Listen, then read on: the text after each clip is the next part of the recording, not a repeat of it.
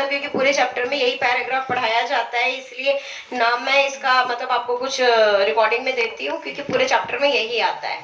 यहाँ पे हम इस डायग्राम में देख रहे हैं, तो दिस डायग्राम बिकॉज यहाँ पे हम देखते हैं दैट इज एनसीईआरटी का डायग्राम 15.1 जो है, इसमें cotyledon because it is coming out of the ground level, the position of the cotyledon is above the ground level and this is the condition which is seen in the case of the bean. तो if the cotyledon is above the ground level तो मतलब obviously it is a epigeal germination, जहां पे hypocotyl पहले elongate करते हुए cotyledon को ऊपर की तरफ पुश करता है। This type of the germination जो होता है इसको हम बोलते हैं एपिजियल जर्मिनेशन। ग्रोथ हम बात करते हैं तो ग्रोथ जो है वो क्या है, काफी फंडामेंटल है, कॉन्स्पिशियस मतलब इजीली विजिबल है, characteristic of living organism. Growth जो होती है लिविंग ऑर्गेनिज्म में ये इरिवर्सिबल होती है, लेकिन नॉन लिविंग में भी ग्रोथ पाई जाती है और उसके अंदर जो ग्रोथ होती है वो रिवर्सिबल होती है। इसलिए ग्रोथ क्योंकि दोनों में पाई जा रही है तो हम इसको क्या बोलते हैं, फंडामेंटल प्रॉपर्टी बोलते हैं। यहाँ पे ग्रोथ जब हम देखते हैं तो it is accompanied by metabolic reactions, जैसे कि एनाबॉलिक होता है, कैटाबॉलिक होता है, लेकिन कंडीशन अप्लाइड है कि anabolic should be more than the catabolic, तभी तो ग्रोथ होगी क्योंकि ज्यादा बनना चाहिए कम टूटना चाहिए। जब भी हम देख रहे हैं तो ग्रोथ में एक्सपेंस ऑफ एनर्जी, क्योंकि बनने की प्रक्रिया ज्यादा है और बनने की प्रक्रिया के दौरान एनर्जी लगती है, तो ऑल टुगेदर इसमें एनर्जी लगती ही है। यहाँ पे अगर हम देखें तो ग्रोथ को हम बहुत सारे तरीके से देख सकते हैं, जैसे कि हम एक्सपांशन ऑफ द लीफ को भी ग्रोथ देख सकते हैं क्योंकि वहां पे हम सरफेस एरिया कंसीडर करते हैं। लेकिन जब हम वुड की बात करें, ऐसा वुड जो कि काट दिया गया है और पानी में डाला गया है, तो वहां पे वो पानी को क्या कर रहा है, एक तरह से एडिजॉर्ब एंड एब्जॉर्ब कर रहा है। ये आप केमिस्ट्री में पढ़ोगे, प्रक्रिया को बोलते हैं इम्बिबिशन, और इसके द्वारा वो अपने वेट को इंक्रीज कर रहा है, बट इसको हम ग्रोथ कंसीडर नहीं करेंगे। नाउ प्लांट के अंदर ग्रोथ जो होती है वो इनडिटर्मिनेंट होती है जनरली, क्योंकि यहाँ पे जनरली मेंशन किया है, आगे इस चैप्टर में बताया कि बोथ हो सकती है, लेकिन जनरली या मोस्टली जब हम कंसीडर करते हैं तो कौन सी ग्रोथ होती है, इनडिटर्मिनेंट होती है, क्योंकि number of branches, number of leaves, number of flowers ये कभी भी आप काउंट नहीं कर सकते हो, लेकिन dimension of leaves, dimension of flower, dimension of fruit जो है वो एक रेस्ट्रिक्टेड रहता है। इसलिए अगर हम डायमेंशन की बात करते हैं तो वो कैसा है, डिटरमाइंड है, लेकिन हम नंबर्स की बात करते हैं तो वो कैसा है, इनडिटरमाइंड है। यहाँ पे जब हम देखते हैं तो प्लांट के अंदर ग्रोथ इस टाइप की इनडिटरमिनेंट क्यों होती है, क्योंकि यहाँ पे मेरिस्टम प्रेजेंट होता है, और मेरिस्टम जो होता है ये सब जगह पे नहीं होता है, कि कुछ पर्टिकुलर जगह पे होता है। जहां पे ये होता है सिर्फ वहीं से प्लांट ग्रो कर सकता है। और सेल्फ परपिचुएट मतलब capacity to divide and self perpetuate मतलब खुद को डिवाइड करना और आगे भी डिवाइड करते हुए फेज में रखना।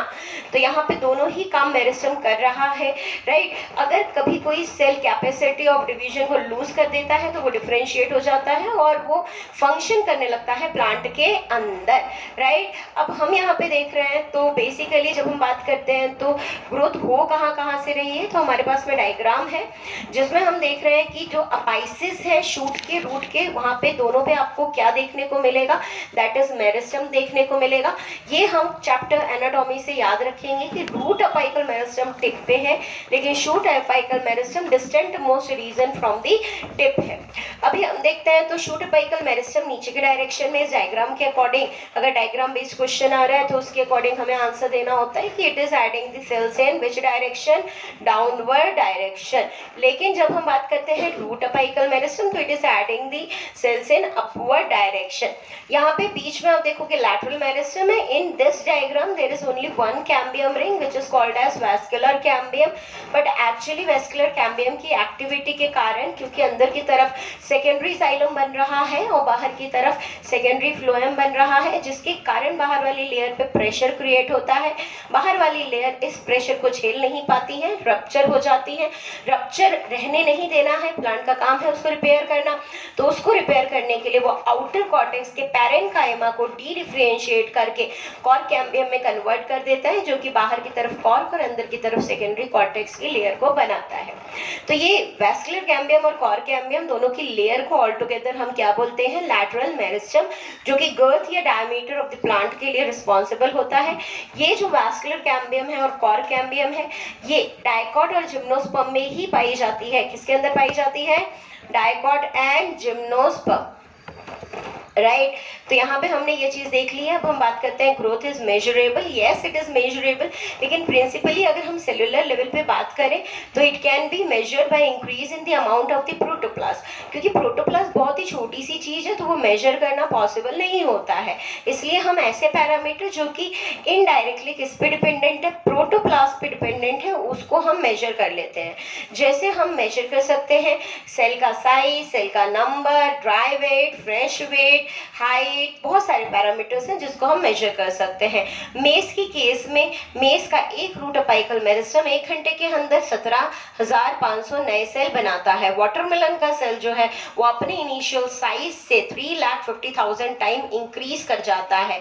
लीफ का हम सरफेस एरिया मेजर करते हैं, पॉलन ट्यूब का हम लेंथ मेजर करते हैं, फ्रूट का हम वॉल्यूम मेजर करते हैं, वेट भी हम मेजर करते हैं, लेकिन ड्राई वेट हमें ज़्यादा बेटर आइडिया देता है in comparison to the fresh weight. अब यहाँ पे हमारे पास में आता है phases of the growth. Phases of the growth हम देखते हैं तो ये टॉपिक पहले भी पढ़ा जा चुका है। यहाँ पे हम 3 फेजेस देखते हैं ग्रोथ के। भले रीजन हम देखते हैं 4 होते हैं, क्योंकि रूट कैप जो है वो रीजन में तो आता है लेकिन वो रीजन ऑफ ग्रोथ में नहीं आता है। तो रीजन ऑफ ग्रोथ हमेशा 3 ही रहेंगे, क्योंकि यहाँ पे इनिशियली ही ये चीज कह दी गई है कि it is divided into 3 phases. तो यहाँ पे हम देखते हैं कौन कौन से फेज है। मेरिस्टम है, एलोंगेशन है, मैच्योरेशन है। मेरिस्टम की जब हम बात करते हैं तो मेरिस्टम जो होता है टिप पे लाई करता है। मेरिस्टमैटिक सेल्स जो होते हैं काफी कॉम्पैक्टली पैक्ड होते हैं, यंग होते हैं, स्मॉल होते हैं, इनके बीच में इंटरसेलुलर स्पेस पाई नहीं जाती है, काफी ज्यादा इनके बीच में प्लाज्मोडेस्मेटल कनेक्शन होते हैं, फूड का रिक्वायरमेंट बहुत ज्यादा होता है, थिन सेल्यूलोजिक सेल वॉल होती है और डेंस रिच इन प्रोटोप्लाज्म होता है। वैक्यूल हो भी सकता है, नहीं भी हो सकता है, हुआ तो बहुत ही छोटा सा रिड्यूस्ड वैक्यूल होगा। यहाँ पे हम देख रहे हैं कि सेल्स का एनर्जी रिक्वायरमेंट बहुत ज्यादा है, इसलिए नंबर ऑफ मेरिस्टम इसमें बहुत ज्यादा पाए जाते हैं।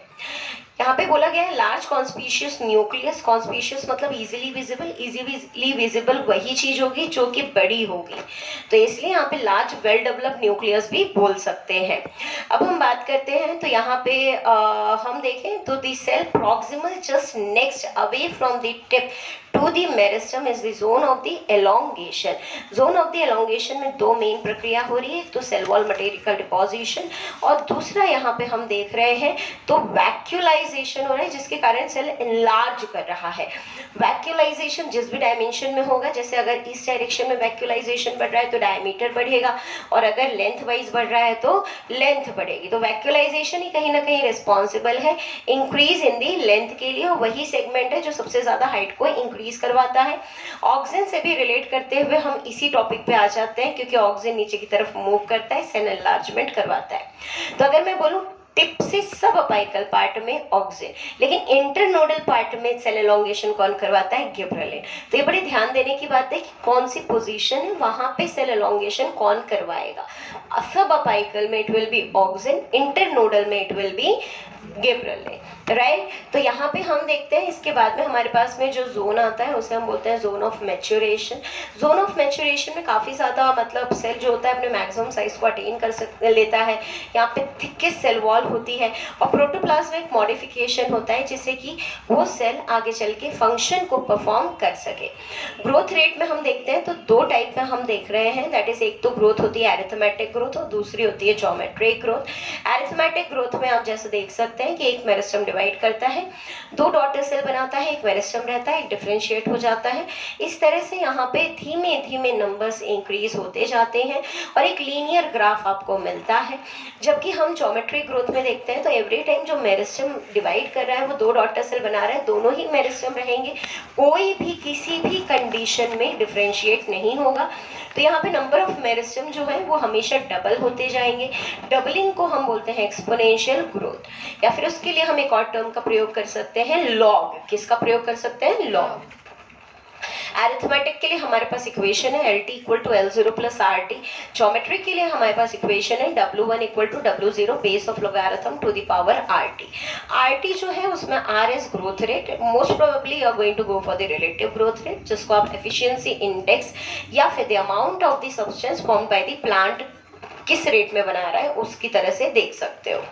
अब बेसिकली अगर हम देखें ज्योमेट्रिक में, तो ज्योमेट्रिक में जो हमको ग्राफ मिलता है वो सिग्मॉइड ग्राफ होता है। उसमें लैग, लॉग, एक्सपोनेंशियल, स्टेशनरी होता है। लैग फेस मतलब यहाँ पे एक सेल एडजस्ट कर रहा है, या फिर ऑर्गेनिज्म के लिए भी कैपेबल है क्योंकि ये ज़्यादा नेचुरल है, क्योंकि nothing under the sun is unlimited, कभी ना कभी जाके चीज़ें ख़त्म होने वाली हैं। तो इसलिए ये ज़्यादा प्रोबेबल हमें ग्राफ देखने को मिलता है, जो कि हमें नेचर में रियलिस्टिक में देखने को मिलता है। इस ग्राफ के अंदर कोई भी ऑर्गेनिज्म है उसे नए एनवायरनमेंट में डालेंगे तो थोड़े एक स्टेबलाइजिंग टाइम होगा जहाँ वो अपने आप को एडजस्ट कर रहा होगा। वहाँ पे ग्रोथ रेट काफ़ी ज़्यादा स्लो रहेगी, उसको हम लैग फेज बोलते हैं। फिर अपने वो फुल पोटेंशियल के साथ में नंबर को इंक्रीज करेगा। तो यहाँ पे हम देख रहे हैं कैसे इंक्रीज कर रहा है, एवरी टाइम डबल हो रहा है। इसको हम लॉग या फिर एक्सपोनेंशियल के नाम से जान सकते हैं। उसके बाद में बहुत सारे क्राइटेरिया हैं जो लिमिटेड होने लगते हैं, जैसे न्यूट्रिशन कम हो जाता है, जो स्पेस है वो भी कम होने लगती है, टॉक्सिक प्रोडक्ट का एक्यूमुलेशन हो जाता है, और भी बहुत सारे एन फैक्टर्स हैं जिसके कारण number of organism formed is equal to number of organism died. तो यहाँ पे जो नंबर होता है वो कांस्टेंट पे पहुंच जाता है। ऑर्गन के लिए बेसिकली प्लांट के या सेल के लिए, टिश्यू के लिए मोस्ट प्रोबेबल हम इसी टाइप के ग्राफ को उपयोग करते हैं।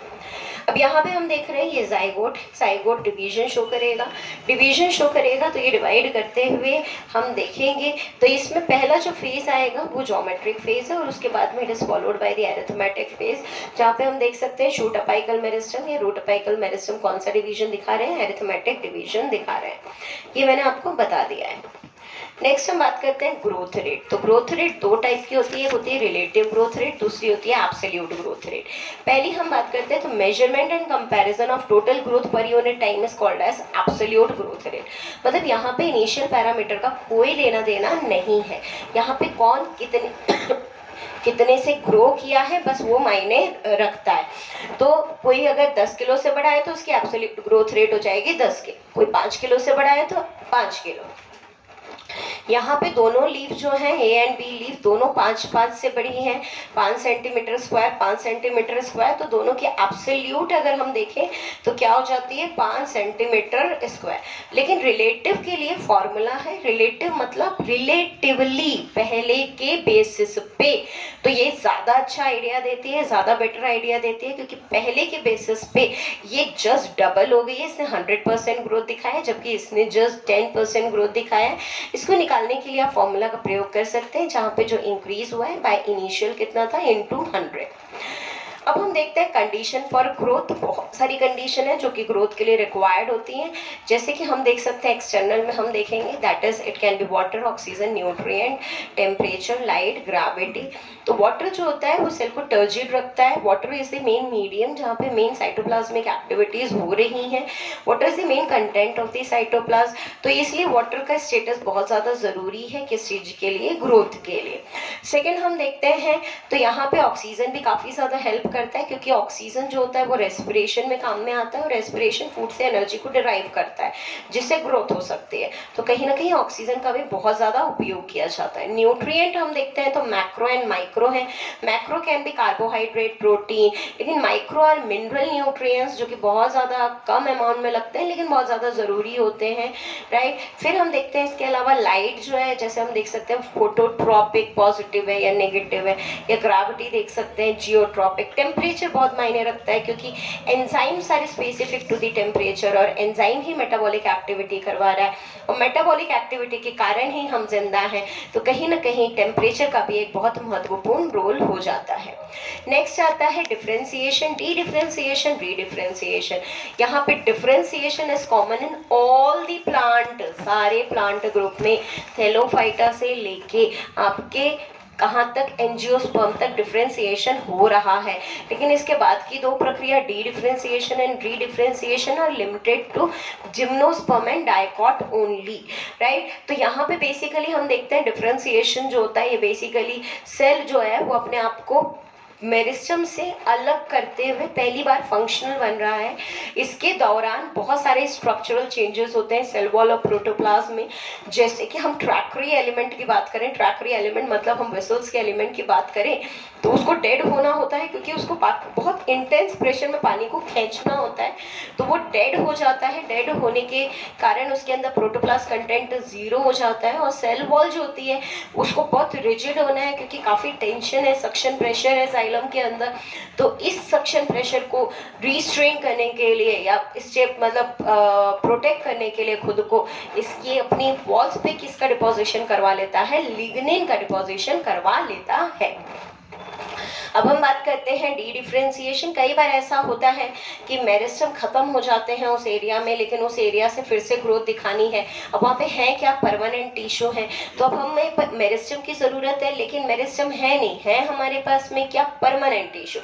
तो इन्हीं परमानेंट टिश्यू से हम मेरिस्टम बनाते हैं। प्रक्रिया को हम डी डिफ्रेंसिएशन बोलते हैं। डी डिफ्रेंसिएशन के दौरान पैरेन्काइमा ही ऐसा परमानेंट टिश्यू है जो कि मेरिस्टम में कन्वर्ट हो सकता है। तो जिस भी जगह पे डी डिफ्रेंसिएशन हो रहा है वहाँ पे कंपलसरी पैरेन्काइमा ही होगा, राइट। तो यहाँ पे हम देख रहे हैं बेसिकली तो बहुत सारी हमें जगह पे डी डिफ्रेंसिएशन देखने को मिल सकता है। जैसे हम इंटरफेसिकुलर कैम्बियम जो डाइकॉट स्टेम में बाद में बनती है बाय द मेडुलरी रे, it is the product of D differentiation. Cork cambium जो कि आउटर कॉर्टेक्स से बनती है, अगेन वहाँ पे भी पैरेन्काइमा ही है, तो again it is the product of the D differentiation. तो यहाँ पे हमने मेरिस्टम बनाया, लेकिन अब ये मेरिस्टम का काम क्या है, क्यों बनवाया है, क्योंकि और ज़्यादा ग्रोथ चाहिए, और ज़्यादा डिफ्रेंशिएटेड टिश्यू चाहिए। तो ये मेरिस्टम सेल डिवाइड करेंगे और ज़्यादा परमानेंट टिश्यू बनाएंगे, क्योंकि परमानेंट टिश्यू बनने के लिए फिर से डिफ्रेंसिएशन हो रहा है। प्रक्रिया को हम डी डिफ्रेंसिएशन बोलेंगे, जिसमें हम देख सकते हैं secondary xylem, secondary phloem, secondary medullary ray, secondary cortex, cork की ये सारी लेयर्स जो हैं, these are the product of what, redifferentiation. मतलब अगर देखा जाए तो प्लांट के अंदर ग्रोथ ही ओपन नहीं है, डिफ्रेंसिएशन भी ओपन है। क्यों? क्योंकि जब भी मेरिस्टम बन रहा है तो आगे चल के वो डिफ्रेंशिएट करेगा। अगर पूरे जीवन मेरिस्टम बन रहा है तो पूरे जीवन डिफ्रेंसिएशन भी होगा। तो प्लांट के अंदर ग्रोथ और डिफ्रेंसिएशन दोनों ही ओपन तरीके की प्रक्रिया है। प्लांट के अंदर ग्रोथ डिटर्मिनेंट भी हो सकती है और इनडिटर्मिनेंट भी हो सकती है। जो भी सेल डिफ्रेंशिएट कर रहा है वो किस जगह जा रहा है उस पर डिसाइड होगा कि वो किस बेसिस पे या किस फॉर्म में डिफ्रेंशिएट होगा। जैसे अगर मैं देखूं तो cell position away from the root apical meristem differentiate to form the root cap cell, लेकिन वाइल जो कि पुश किए जा रहे हैं पेरीफेरी पे, those will be differentiated into the epidermis. जैसे हम ऐसे और भी बात करें वैस्कुलर कैम्बियम से, जो सेल इनवर्ड पुश किए जा रहे हैं those are differentiated into secondary xylem, outward push किए जा रहे हैं those are differentiated into secondary phloem. Now development मतलब हमारे सेल में, टिश्यू में, ऑर्गन में, ऑर्गेनिज्म के अंदर किसी भी लेवल पे कोई भी प्रक्रिया में चेंज हो रहा है, जैसे कि हमारा बनना, बढ़ना, फिर उसके बाद में रिप्रोडक्टिव फेज में जाना, सेनेसेंट फेज में जाना और मर जाना, पूरा का पूरा सीक्वेंस जो होता है इसको हम ऑल टुगेदर क्या बोलते हैं, डेवलपमेंट बोलते हैं। ये टिश्यू, ऑर्गन, सेल सबके लिए एप्लीकेबल हो सकता है। इस डायग्राम में ये प्लांट सेल के लिए दिया गया है। यहाँ पे मेरिस्टम है, पहले प्लाज्मेटिक ग्रोथ दिखाएगा, फिर डिसाइड करेगा whether I have to divide और नॉट। अगर वो डिवीजन करेगा तो वापस मेरिस्टम में कन्वर्ट हो जाएगा, नहीं करेगा तो फिर वो एक्सपांशन करेगा, जिसे आप एलोंगेशन भी बोल सकते हो, then differentiation, then maturation.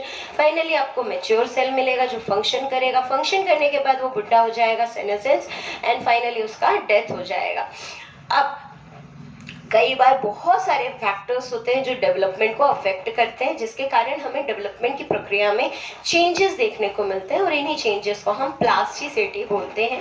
Plasticity का एग्जांपल है हेट्रोफाइली, जो कि हम देख सकते हैं कॉटन में, कोरिएंडर में, लक्सपुर में, बटरकप में। पहले तीन जो है कॉटन, कोरिएंडर, लक्सपुर, इसके अंदर जो हेट्रोफाइली वो डेवलपमेंटल प्रोसेस के कारण है कि कौन से फेज ऑफ लाइफ में है, जबकि बटरकप के अंदर हम देख सकते हैं जो डेवलपमेंटल चेंजेस है वो एनवायरनमेंट के कारण है, क्योंकि पानी के अंदर लीफ अलग है, पानी के बाहर लीफ अलग है। तो ये हमारा हो गया, that is called as what development. Development के फैक्टर्स होते हैं जो कि अफेक्ट करते हैं। ये factor intrinsic and extrinsic factor है। इंट्रिंसिक फैक्टर में intracellular and intercellular factor आते हैं। Intracellular factor genetic genomic factor होते हैं। Intercellular plant growth regulators होते हैं। एक्सट्रिंसिक फैक्टर में water, light, temperature, oxygen etcetera बहुत सारे रिक्वायर्ड होते हैं। ना प्लांट ग्रोथ रेगुलेटर में जब हम देखते हैं तो हमारे पास में प्लांट ग्रोथ रेगुलेटर क्या है, these are simple small molecule with diverse chemical composition. इसमें हम देख सकते हैं एडेनाइन हो सकता है, एडेनाइन डेरिवेटिव हो सकता है जैसे कि साइटोकाइनिन, इंडोल कंपाउंड हो सकता है जैसे कि ऑक्सिन, राइट, या फिर टर्पीन कंपाउंड हो सकता है जैसे कि गिबरेलिन, या कैरोटीनॉइड कंपाउंड हो सकता है जैसे कि एब्सिसिक एसिड, या फिर गैसियस हो सकता है जैसे कि इथाइलिन। जो सबसे पहला साइटोकाइनिन डिस्कवर हुआ था वो किनेटेन है, जिसका पूरा नाम है N6 परफ्यूरिल अमाइनो प्यूरिन। पीजीआर जो है ये दो ब्रॉड क्लासेस में डिवाइड किए गए हैं। एक तो प्रमोटर होता है और दूसरा इनहिबिटर होता है। जो activity cell division, cell enlargement, pattern formation, tropic growth, flowering, fruiting and seed formation करवाते हैं उनको हम प्रमोटर बोलते हैं, जिसके अंदर ऑक्सिन, गिबरेलिन एंड साइटोकाइनिन आ जाता है। दूसरा ग्रुप जो है वो एब्सिशन एंड डोरमेंसी जैसी चीजों को रिस्पॉन्ड करता है। स्ट्रेस के टाइम पे बनाया जाता है। ये स्ट्रेस किसी भी कारण हो सकता है, जीवित के कारण हो सकता है या फिर निर्जीव के कारण हो सकता है। तो इस समय पे जो प्लांट बनाता है उसे हम इनहिबिटर बोलते हैं। Abscisic acid purely growth inhibitor है, लेकिन एकमात्र हार्मोन है इथाइलिन जो दोनों में फिट होता है, दोनों में फिट होता है, लेकिन लार्जली फिर भी ये इनहिबिटर के जैसे काम करता है। डिस्कवरी की बात करें तो डिस्कवरी में सारे के सारे पांचों हार्मोन जो है वो डिस्कवर किए गए हैं एक्सीडेंटली, और ये स्टार्ट हुआ है चार्ल्स एंड फ्रांसिस डार्विन के ऑब्जर्वेशन पे। उन्होंने कैनरी ग्रास फेलेरिस जिसे हम बोलते हैं उसकी कोलियोप्टाइल को लेके एक्सपेरिमेंट किया था। जब उन्होंने यूनिलैटरल लाइट दिया तो उसमें उनको बेंडिंग देखने को मिली। फिर उन्होंने बहुत सारी सीरीज ऑफ एक्सपेरिमेंट किए जिससे उनको ये पता चला कि टिप ही कहीं ना कहीं जिम्मेदार है किस चीज के लिए, बेंडिंग के लिए, कर्वेचर के लिए। बाद में auxin was isolated by FW Went from the Avena या ओट कोलियोप्टाइल सीडलिंग। नेक्स्ट हम देखते हैं दूसरा जो डिस्कवरी है वो गिबरेलिन का है। गिबरेलिन राइस प्लांट के अंदर डिस्कवर किया गया था। कुरोसावा नाम के साइंटिस्ट ने वो राइस प्लांट जो है, जब उससे हेल्दी प्लांट को हमने स्टेराइल फिल्ट्रेट ऑफ फंगस से इन्फेक्ट करवाया था तो उसके अंदर एक बीमारी देखने को मिली थी जिसे हम बकाने या फूलिश सीडलिंग डिजीज बोलते हैं, जिसमें राइस का प्लांट जो है उसके इंटरनोड्स काफी ज्यादा बढ़ जाते हैं, और इतने ज्यादा बढ़ जाते हैं कि वो प्लांट वीक और स्टेराइल हो जाता है। वहां पे राइस के प्लांट में कोई प्रोडक्टिविटी नहीं होती है। क्यों? क्योंकि उसके अंदर गिब्रेला फ्यूजिकराई नाम का फंगाई था जो कि गिब्रेलिन बना रहा था। गिब्रेलिन सेल एलोंगेशन करवाता है इंटरनोडल एरिया में। नेक्स्ट साइड हमारी डिस्कवरी आती है साइटोकाइनिन की। साइटोकाइनिन में स्कूग और उनके जो साथी थे उन्होंने टोबैको के स्टेम का इंटरनोडल सेक्शन से निकाल के कैलस लिया था, उसे ऑक्सिजन दिया तो उसमें कोई प्रोलिफरेशन या डिवीजन देखने को नहीं मिला। लेकिन जब उन्होंने coconut milk, east extract, DNA या फिर वैस्कुलर टिश्यू एक्सट्रैक्ट या डीएनए एक्सट्रैक्ट मिलाया तो उसमें ऑब्वियसली सेल डिवीजन देखने को मिला। तो उन्हें ये लगा कि नहीं, ये सारी चीजों में कहीं ना कहीं ऐसा कोई हार्मोन प्रेजेंट है जो कि साइटोकाइनेसिस करवाने के लिए कैपेबल है। बाद में मिलर ने जो हार्मोन आइसोलेट किया था वो ऑटोक्लेव्ड हेरिंग स्पर्म डीएनए से आइसोलेट किया था, और ये जो हार्मोन था ये किनेटिन था। किनेटिन का फुल फॉर्म है N6 परफ्यूरिल अमाइनो प्यूरिन। नेक्स्ट हम देखते हैं तो कॉजिन ने देखा था कि भाई एक वॉलेटाइल सब्सटेंस था जो कि ऑरेंज के राइपनिंग से निकल रहा था और अनराइप्ड बनाना के अंदर राइपनिंग करवा रहा था, जिसे बाद में उन्होंने देखा कि वो क्या था, तो it was an ethylene. Next हम देखते हैं एब्सिसिक एसिड की। मिड 1960 में हम तीन अलग अलग रिसर्च में केमिकल को ढूंढा गया, नाम दिया गया क्या, inhibitor, beta, abscisin second and dormin. बाद में पता चला कि ये तीनों तो सेम है और उसे हमने बाद में क्या बोल दिया, एब्सिसिक एसिड। फिजियोलॉजिकल इफेक्ट अगर हम प्लांट ग्रोथ रेगुलेटर्स का देखते हैं तो सबसे पहले हम ऑक्सिन देखते हैं। Auxin Greek word to grow से आया हुआ है, इसमें नेचुरल भी है जैसे indole acetic acid and synthetic भी है, सबको ऑल टुगेदर हम ऑक्सिन बोलते हैं। ऑक्सिन जो होता है रूट एंड शूट अपाइसिस में बनता है और वहां से बनने के बाद जहाँ पे एक्शन होने वाला होता है वहां पे ये मूव कर जाता है तो इसका पोलर मूवमेंट होता है। नेचुरल IAA-IBA है, आर्टिफिशियल NAA24D है। IBA सिंथेटिक भी पाया जाता है, तो it is both natural as well as synthetic. अभी हम यहाँ पे देखते हैं तो क्योंकि ये रूटिंग इनिशिएट करता है, तो इसलिए कहीं ना कहीं एग्रीकल्चर एंड हॉर्टिकल्चर प्रक्रिया में ये बहुत ज़्यादा देखने को मिलता है। Plant propagation is horticulture only. तो ऑक्सिन क्या करता है, प्रमोट करता है फ्लावरिंग इन पाइनएप्पल। ये प्रिवेंट करता है leaf and fruit drop early, लेकिन अगर वही ओल्ड हो गई है तो उसको गिरा देगा, उसको एप्साइज करवा देगा। हायर प्लांट्स में क्या होता है, अपाइकल बड के प्रेजेंस में लेटरल बड ग्रो नहीं कर पाते हैं, क्योंकि अपाइकल डोमिनेंस हो रहा होता है। उसको ओवरकम करने के लिए अपाइकल शूट टिप को कट कर सकते हो। प्रोसेस को डीकैपिटेशन बोलते हैं। यही प्रक्रिया हम टी प्लांटेशन हेज मेकिंग में यूज करते हैं। प्रक्रिया का एक और नाम है प्रूनिंग। क्या बोलते हैं, प्रूनिंग। अब हम देखते हैं ये पार्थेनोकार्प इंड्यूस करता है किसके अंदर, टोमेटो के अंदर। नेक्स्ट हम देखते हैं तो ये हर्बिसाइड या वीडीसाइड के जैसे एक्ट करता है। कौन सा, 2,4-D किसको मारता है, डाइकॉट को किसको नहीं मारता है, मोनोकॉट को। मोनोकॉट पे ये बेअसर होता है और ये वीट फ्री लॉन बनाने के काम में आता है। Xylem differentiation and cell division को भी कंट्रोल करते हुए देखा गया है। गिबरेलिन की बात करें तो गिबरेलिन के बहुत सारे टाइप्स हमारे मार्केट में अवेलेबल है, मोर देन 100, लेकिन पहला डिस्कवर्ड और सबसे ज्यादा इंटेंसिवली स्टडीड जो है वो GA3 है। GA जो होता है, जितने भी होते हैं सबके सब एसिडिक नेचर के होते हैं। GA जो होता है ये इसके बहुत सारे फिजियोलॉजिकल रिस्पॉन्सेस होते हैं। ये इंक्रीज करता है इंटरनोड, जिसके कारण लेंथ इंक्रीज कर रहा है। तो ग्रेप्स के अंदर भी स्टॉक लेंथ को इंक्रीज करता है। एप्पल के एनलार्जमेंट में उसके शेप को एनहांस करने में यूज किया जाता है। ये सेनेसेंस की प्रक्रिया को करवाता है, नहीं करवाने से रोकता है, जिसके कारण हम देखते हैं जो फ्रूट है वो राइपनिंग की तरफ नहीं बढ़ पाता है, मतलब डिले इन राइपनिंग हो जाती है, जिसके कारण वो पेड़ पे ज्यादा टाइम तक ठहर सकता है या ज्यादा टाइम तक कच्चा रह सकता है, जिससे उसकी शेल्फ लाइफ जो है वो इंक्रीज की जा सकती है। नेक्स्ट हम देखते हैं तो गिबरेलिन जो है ये बेसिकली माल्टिंग, मतलब माल्टिंग एक तरीके का सीड जर्मिनेशन है, जो कि ब्रिवरेज इंडस्ट्री में हम अल्कोहल बनाने के लिए बार्ली, वीट, ग्रेन्स जिसका भी प्रयोग करते हैं उसे जर्मिनेट करवाते हैं, क्योंकि गिबरेलिन मेन जर्मिनेटिंग हार्मोन है, इसलिए यहाँ पे हम इसका प्रयोग करते हैं। तो ये माल्ट यील्ड को इंक्रीज कर देता है, स्पीड अप कर देता है। शुगर केन अपना सारा का सारा शुगर जो है वो कहाँ पे स्टोर करता है, इंटरनोड में करता है। गिबरेलिन को अगर मैं स्प्रे करती हूँ तो उसका इंटरनोड बढ़ जाएगा, मतलब शुगर कंटेंट बढ़ जाएगा, जिसके कारण productivity can be increase by 20 tons per एकड़। जुवेनाइल या बच्चा जो कॉनिफर प्लांट है उसके अंदर अगर मुझे क्विकर मेच्योरिटी और जल्दी से सीड बनाने हैं तो मैं गिबरेलिन का प्रयोग कर सकती हूँ। गिबरेलिन जो होता है प्लांट के अंदर अक्सर जस्ट फ्लावरिंग के पहले बनता है। कौन से प्लांट में, रोजेट हैबिटेट में, जिसके कारण इंटरनोड एलोंगेट हो जाता है और उसमें इंक्रीज आपको लेंथ में देखने को मिलता है। नेक्स्ट हार्मोन आता है साइटोकाइनिन। साइटोकाइनिन जो है वो कहाँ से सबसे पहला आइसोलेट किया गया था, तो it was discovered as kinetin from the autoclaved herring sperm DNA by the Miller। Kinetin जो होता है ये does not occur naturally in the plant, लेकिन इस अर्ज में हमें, क्योंकि किनेटिन मिला तो हमें लगा कि कुछ ना कुछ नेचुरल तो होगा ही, तो हमने उसे भी ढूंढने की कोशिश में की और हमें क्या मिला, जियाटिन। कहाँ से मिला, कॉर्न कर्नल से मिला, कोकोनट मिल्क से मिला। फिर हमने बहुत सारे टाइप के साइटोकाइनिन को ढूंढा है जो कि साइटोकाइनेसिस प्रमोटिंग हार्मोन है। अब नेक्स्ट हम देखते हैं सिंथेसाइज कहाँ होता है। ये रूट के अपाइसिस में, डेवलपिंग शूट बड में, यंग फ्रूट में सिंथेसाइज होता है। ये क्या करता है, नई लीव्स और क्लोरोप्लास्ट कंटेंट को इंक्रीज करता है।